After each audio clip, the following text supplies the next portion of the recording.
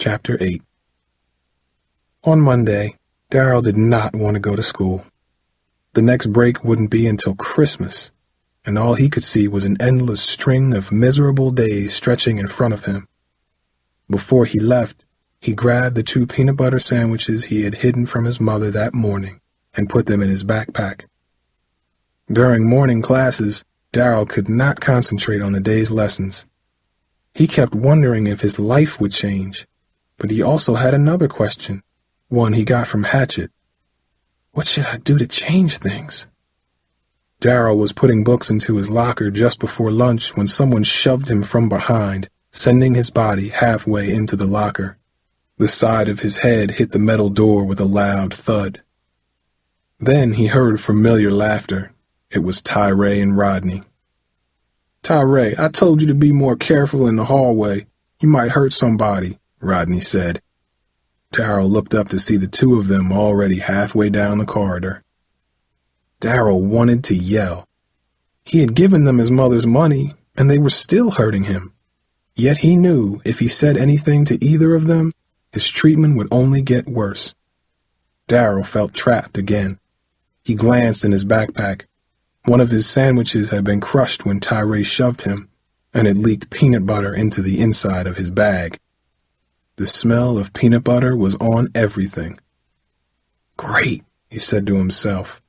"Not only am I small and weak, but now I stink." He grabbed his backpack, slammed his locker shut, and rubbed the growing bump on his forehead. He knew other students in the hallway saw what happened. Some had even laughed with Tyray. Others just watched. Now, as he looked around, everyone seemed to ignore him, acting as if nothing happened. Quickly, Darrell slung his backpack on his shoulder and headed to the cafeteria to meet Harold. He was imagining Tyray and Rodney teasing him for smelling like peanut butter when he noticed a yellow piece of paper taped next to the cafeteria door. It read, "Build confidence, gain strength. Join the Bluford wrestling team. No experience required. Freshmen welcome. See Coach Lewis for more information." A picture of 2 guys wrestling was on the sign. Those words again, he thought. Confidence and strength. His pulse quickened. Those 2 words were what he wanted. "But there's no way I can wrestle," he said aloud. Then he looked around to see if anyone had heard him. One girl with long braids stopped and looked at him as if he was crazy, then walked into the cafeteria. "I'm too small," he thought. "People will laugh at me the second I step onto a wrestling mat." Then those words echoed in his mind again. Confidence and strength. "But I'm the weakest kid in this school," he thought. Confidence and strength was the response. Darrell was torn. He decided to talk about wrestling to Harold. "Wrestling?" Harold exclaimed when he told him about the sign. "Are you crazy? Have you ever seen a wrestling match? It's not the dumb stuff you see on TV with big guys who pull each other's hair. It's for real. That's the last sport I'd join if I were you." "Yeah, you're right," Darrell replied. He had felt the same way. But as he picked through his crushed peanut butter sandwich, Darrell thought about what Harold said. What did he mean by the words, "if I were you"? He meant that a skinny guy like me doesn't belong on the wrestling team, Darrell thought. He looked at Harold. Harold silently put a spoonful of chocolate pudding into his mouth. As Darrell watched him, he realized something. Harold was scared too, maybe even more scared than he was. And all he's going to do is sit here at this lunch table hiding from everyone, Darrell thought. He imagined the whole year ahead of him, maybe all 4 years of high school, passing like his first few weeks at Bluford. Darrell could not live like that. He could not live in fear. He did not want to. Darrell thought about Hatchet and how Brian realized the same thing and then forced himself to change, and he did it alone. Maybe Harold isn't ready for a change, Darrell thought, but I am. I gotta do something, Harold. Harold looked at him and then looked quickly down at his tray. I'm going to see Coach Lewis, Darrell said, getting up. Darrell was nervous as he walked to Coach Lewis's office. Never had he imagined himself joining a wrestling team. As he was about to knock on the door, he considered turning around and heading back to the cafeteria. Then he thought of Brian and knocked. "Come on in," said a deep voice from behind the door. Darrell walked in. "Hi, I'm Darrell Mercer," Darrell stammered nervously. "I'm here to see the coach, Coach Lewis." "That's me, Darrell. How can I help you?" Coach Lewis was a muscular black man with cropped hair speckled with gray. The cinder-block walls of his office were covered with newspaper clippings, and a few trophies were in a case across from his desk. "I saw the wrestling poster in the hallway. I wanted to know if I can join," Darrell said. He thought about how small he was and got embarrassed. He didn't look the coach in the eye. "I'm new at Bluford, and I ain't ever wrestled before." "Darrell, I don't care what you've done in the past. What I want to know is what you want to do now." Coach Lewis looked at him. Darrell felt like a little toddler in his gaze. "Wrestling is a tough sport.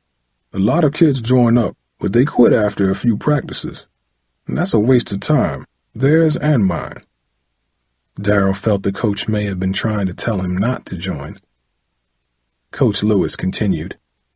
"The real answer to your question, Darrell, will come from you, not me. I can teach any kid to wrestle as long as he is willing to work at it. I'm looking for kids who are going to make a commitment. If you are one of those kids, I want you to come to practice with us. The choice is yours. Remember, the sport is like anything else in life. You've got to work hard to get good at it, and it takes time. But if you stick with it, you will grow. You'll grow inside and out. I promise you that," he said, smiling at Darrell. "Does it matter I'm so small?" Darrell asked. "I think I only weigh about 100 pounds. "Well, let's see what you weigh," Coach Lewis said. He walked Darrell over to a nearby scale. 110 pounds, he said. Darrell could not believe it. His mind started to spin. He had gained 10 pounds since he had stood on a scale at the doctor's office in Philadelphia last summer when he had to take a physical before enrolling in high school. The doctor had said he was in good health, but small. Now he was 10 pounds bigger. 10 pounds. It was finally true, he thought. He was growing. Wrestling isn't like football or basketball. You don't need to be bigger to be better. Wrestling is sort of like boxing. You always go against an opponent who is the same weight as you, so it isn't size that makes you win. It's strength, endurance, and most of all, brains. So don't worry about your weight. Darrell did not exactly feel relieved.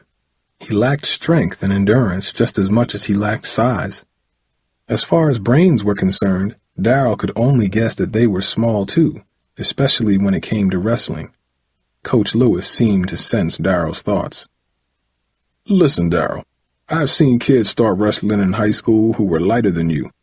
I've seen 2 of them become state champions. So quit worrying. It doesn't get you anywhere. If you want to accomplish something, you got to get to work. He handed a form to Darrell. If you want to join the team, you've got to fill this out and have your parent or guardian sign it. Get it to me tomorrow and you can start practice then, okay? I hope to see you there, Darrell. Darrell left Coach Lewis's office feeling different. He had not even filled out the form, but he still felt different. He knew he was going to join the wrestling team. The next day, Darrell brought the form back completed and signed. His mother was happy to sign it, though she was barely awake when she scratched her name across the paper. Longer hours at work made her more exhausted in the evenings. When he took the sheet from her, she gave him a hug and told him she wanted to see his first match. We'll see, Mom, he had said. He could not imagine himself wrestling. At lunchtime, Darrell told Harold that he had decided to join the wrestling team. Maybe I made a mistake, Harold, but I'm sick of feeling like a nobody. I'm thinking it might help, you know, he explained. Harold shrugged. I know how you feel, Darrell, he said sadly. Let me know what happens. Maybe I'll join one day.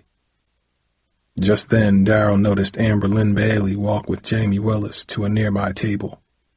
Amber Lynn wore jeans that rested snugly on her hips. Man, don't she look good? Darrell sighed. That girl's fine. You ever tell her you like her? Harold asked. No, are you crazy? I may be stupid, but I ain't that stupid. She don't want someone like me. Darrell shook his head. For one thing, she's taller than me, he added. Harold laughed between bites of his lunch, a cheeseburger with bacon. I did talk to her a few times. She's real nice. Sometimes, anyway. Darrell continued, remembering the day she ignored him in class. Maybe she's different than other girls, Harold said. Maybe she likes you. Yeah, right, Darrell replied bitterly. But inside his heart, a tiny flame of hope burned, one so small and frail that he was afraid to admit it even existed. After his final class, Darrell went to his first wrestling practice. He was nervous as he put his books in his locker and made his way back to the gymnasium. He had never been at Bluford this late in the day. As he rounded the corner and headed to the gym, he saw a group of cheerleaders walk by on their way to practice. Amber Lynn was one of them. Darrell's heart fluttered as he watched her walk by in the blue and gold uniform. He noticed the graceful way she walked, and the muscular shape of her calves as she moved down the hallway. She did not seem to notice him. When Darrell got to the gym, he went straight to the locker room. It was much different this late in the day. The only people there were athletes. The guys changing out of their school clothes were bigger and more muscular than the average Bluford student. Surrounded by this group, Darrell stood out even more than usual. What are you here for? Said a kid with a shaved head and the hint of a mustache. Darrell had seen the kid in the cafeteria, but he never spoke to him before. I'm going to wrestling practice, Darrell answered nervously. His voice scratched as he spoke. You? You're kidding, right? The kid asked. Look at you. Just then, Coach Lewis came into the locker room. He looked over at Darrell and nodded with a smile. Okay, gentlemen, there are a few new people here today. I want you to welcome them and help them out as they get used to our system. For you older guys, I want you to remember what it was like when you first started. Be patient. For you new guys, this may be the hardest thing you've ever done. Work hard, follow the older guys, and don't give up. Okay, everyone, let's get started. When Coach Lewis finished talking, a group of about 20 guys headed out to the gymnasium. Darrell followed them. Immediately, they went over to one side of the huge room. In the corner were 4 thick ropes reaching from the floor to the ceiling of the gym. Quickly, the group broke into 4 lines, one by each rope. Darrell watched in horror as the line leaders climbed the ropes hand over hand without using their legs. There's no way I can do this, Darrell thought. No way. As Darrell watched, he saw that not all the kids were able to go up using their arms. Some had to use their legs to help. Others barely reached the top. They must be the new people, he thought. Then it was Darrell's turn. First, he tried to climb with only his arms, but he could not hoist his weight. When he used his legs, he felt like a giant inchworm climbing on a leaf. Yet for all his effort, he moved up only a few feet. Halfway up the rope, he was exhausted. Unable to hold on any longer, he let go and fell to the ground embarrassed. Instantly, another kid took his place on the rope and climbed to the top. Darrell shook his head and walked to the back of the line. When everyone was done climbing, the group started to jog laps around the gym. Darrell was glad they were doing something he could do. Even though he was discouraged by the ropes, he still could not believe he was practicing with the wrestling team. Never in a million years would he have guessed that he would be doing such a thing. For a few minutes, he was almost proud of himself. Then the pace of the jog picked up, and he started to hurt. The jog lasted about 20 minutes. Darrell was grateful when it ended. He was tired, sweaty, and out of breath. He thought everyone would rest, But then he realized the group was moving over to the other side of the gym where the wrestling mats were set up. Darrell nervously stepped onto one of the huge blue and yellow mats. It smelled like rubber and felt soft and squishy, like a giant sponge. "Now we're going to start our workout," declared the team captain. A few people groaned. The word "start" echoed in Darrell's brain. What had he been doing if they were just starting now, he wondered. For 45 more minutes the team exercised. They did push-ups, sit-ups, leg raises, jumping jacks, and a series of painful drills with names like mountain climbers, squat thrusts, and lunges. Towards the end of the last drills, Darrell's arms and legs trembled, and his heart pounded. A few sharp cramps shot down the side of his stomach, making him want to double over. Yet he stayed with the group, barely. The next half hour of practice was wrestling drills. Darrell watched, learned, and practiced how to throw a standing person down in 3 different ways. He also learned how to avoid being thrown if someone tried to use the takedowns on him. He was not skilled with the moves, but he got to know what they were. He liked learning the skills. It made him feel as if he had a secret weapon, one he could use if he ever needed it. During the final half hour of practice, Darrell was assigned to wrestle with 2 other kids in his weight group. He was happy to see guys his size, even though they were much more muscular than he was. Coach Lewis explained that the 3 people in each group would take turns wrestling. 2 would wrestle while 1 rested. The matches were to last for 1 minute. 1 minute seemed short to Darrell, especially since they had been exercising for almost 2 hours already. Yet once he started actually wrestling, 1 minute seemed like an eternity. In his first match, Darrell wrestled a kid named Craig. In about 15 seconds, Craig hoisted Darrell into the air and slammed his body down sideways onto the mat. Darrell felt his face bounce off the mat's rubber surface. As Darrell struggled to get up, Craig jammed his forearm into Darrell's nose, hooked his arm, and pried him over onto his back. Darrell felt like a turtle turned upside down on its shell. Before he knew what was happening, Darrell's arms and legs were so tangled that he was unable to move. He could barely even breathe. "You're pinned, Darrell," explained Coach Lewis. Craig let Darrell up. "That means you lose the match. Never roll onto your back," the coach added, and moved on to another group. "Don't worry," said Craig. "You're still learning, that's all. Luis and I have wrestled for 2 years. Sure, Darrell thought. Why worry? His back ached, his face was bruised, and he had lost in front of the head coach. Everything is wonderful.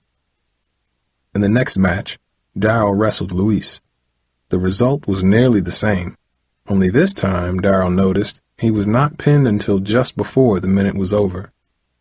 Maybe that's improvement, he thought.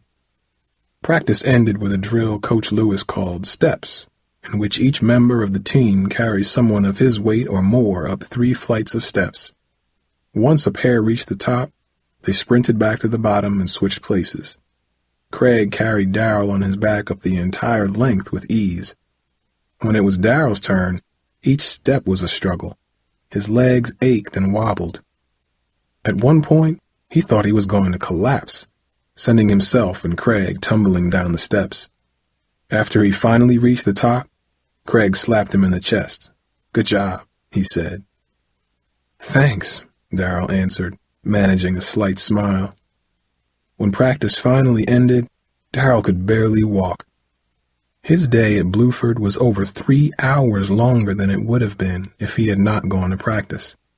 He still had to walk the mile back to his house, and he still had homework to do. He had no idea wrestling would be so hard. By the time he got home, it was almost 7 o'clock. "How was your first practice, Darrell?" his mother asked when he walked in the door. "I was worried about you. You look exhausted." "It was great, Mom," he mumbled, almost too tired to talk. He did notice that in addition to feeling tired, he also had an incredible, growling hunger. Slowly, he trudged into the kitchen to the refrigerator. He devoured Thanksgiving leftovers as if he had not eaten in weeks, washing everything down with 3 glasses of cherry Kool-Aid. "Honey, if you keep eating like that, you are really going to grow," she said with a smile. "I hope so, Mom. I really hope so." After dinner, Darrell forced himself to do his algebra homework and then went to bed. He slept better than he had since the days before his mother told him they had to leave Philadelphia. The next morning, Darrell could hardly move. Every joint in his body was stiff, and his ribs hurt whenever he inhaled. When he tried to stretch, hot knives of pain ripped into his back and sides. He could barely even raise his arms to brush his teeth. And once, when he sneezed, he felt as if his whole upper body was going to shatter and fall to the floor like a broken window. He felt like he had aged 50 years in one night. After packing his lunch, Darrell left for school, making sure not to take the main street to Bluford. Darrell arrived in English class a bit early, and Mr. Mitchell had not yet entered the classroom. When he sat in his seat, he noticed Amber Lynn smiling at him. She was wearing black jeans and a snug white t-shirt. It seemed to him that it was the first time she noticed him in weeks. "How's it going, Darrell?" she asked in a friendly voice. Darrell thought her voice sounded like music. For a second, he felt happy at Bluford. Finally, someone talked to him, someone who was attractive and friendly. "Pretty good," he said, smiling back at her. "Were you working out with the wrestling team yesterday?" she asked. "Yeah, that was my first practice," he replied.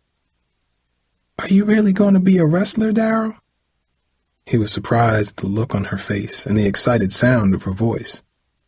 He wasn't sure how to answer. Darrell couldn't imagine himself as a wrestler. The word just didn't seem to fit him. He knew he was the weakest person on the team, and he wondered if he would be able to last through another practice, let alone the whole season. Still, he didn't want to quit. Quitting would mean that nothing would change. He would be back where he started when he first set foot in Bluford. He shuddered as the images of Tyray and Rodney flashed in his mind. "I guess," Darrell said. A wide smile spread across Amber Lynn's face. "Well, Darrell, I love to watch guys wrestling. Maybe I'll see you at a match one day." Darrell's heart fluttered. There was no way he would quit wrestling now. No way. Just then, a group of students entered the classroom. Tyray and Rodney were among them.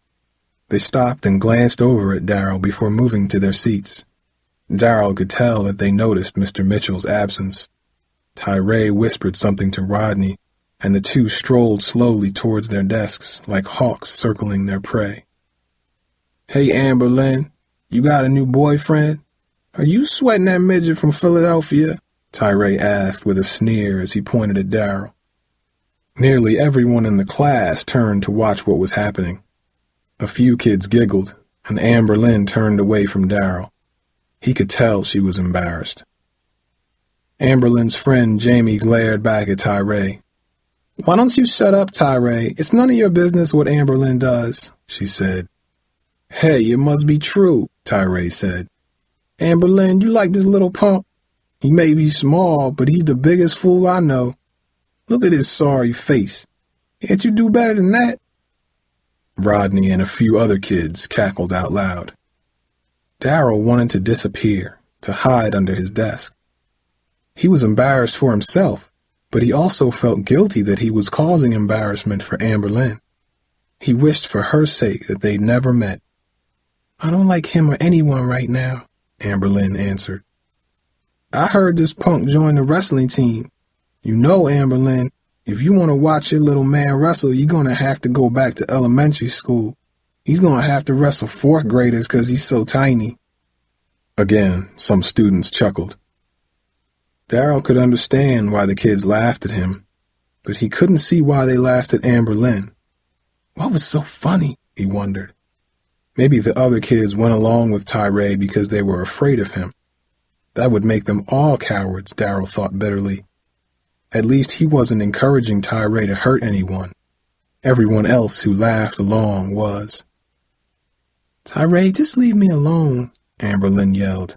"I don't have a boyfriend." "Just shut your stupid mouth, Tyray," Jamie added. "Uh-oh, now you're sicking your ugly friend Jamie on me," Tyray said. "Your wrestler boyfriend ain't man enough to stand up for himself, so you gotta send your girl after me." "Man, she's almost as ugly as a little midget." "She's more of a man than he is, too," Tyray announced. Then Rodney and about half of the class laughed even louder. Darrell squirmed in his seat. He didn't want anyone to know that he had been paying Tyray to leave him alone.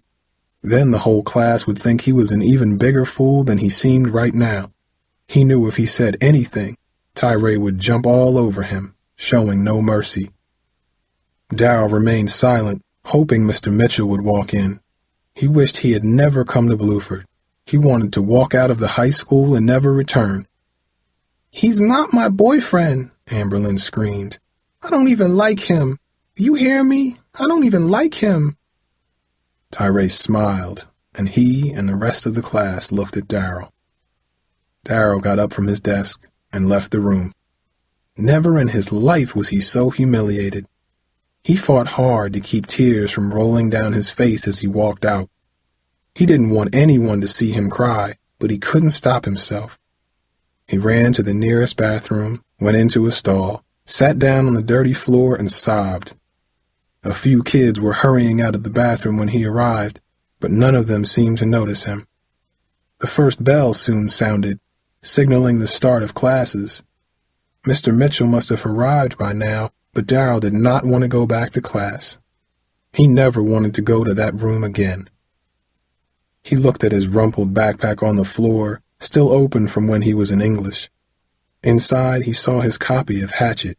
Quickly, he yanked it out of the bag and threw it out of the stall. He heard it strike the metal trash can across the room. "I hate this place," he said out loud, tears running down the side of his face. But then Darrell started to think of Hatchet. First, he worried about what Mr. Mitchell would say if he lost his book. Then he remembered why the teacher had given it to him in the first place. "To make me stronger on the inside," Darrell thought. He walked out of the stall and picked up the book. Carefully, he opened the cover and leafed through the pages. He stopped at the section where Brian was starving and his leg was full of sharp porcupine quills. For 10 minutes, Darrell read over and over again how Brian cried about what had happened to him, but then realized self-pity would not solve his problems. Darrell flipped to the end scene and read his favorite part, when Brian survived and became a strong, confident young man. Darrell realized he could not just give up. Like Brian, he hated what had happened, but crying in the bathroom didn't solve anything. Darrell knew he had to get back to class. He knew he would be ashamed to walk back into the room in the middle of the lesson, that all the kids would turn and stare at him. Yet he also knew he would be more ashamed if he never went back. Darrell wondered if Mr. Mitchell would punish him for being late. Since it would be the first time he was late, Darrell hoped Mr. Mitchell would give him a break. He put the copy of Hatchet back into his backpack and walked down the hallway towards the classroom. He could feel his heart pounding as he approached the door. "I won't look at Amberlynn ever again," he thought. Then he walked in and sat down. Mr. Mitchell glanced at him as he entered the room, but then quickly resumed his lesson. The rest of the class stared at him for a second and then went back to their work. The only person who did not look at him was Amberlynn Bailey.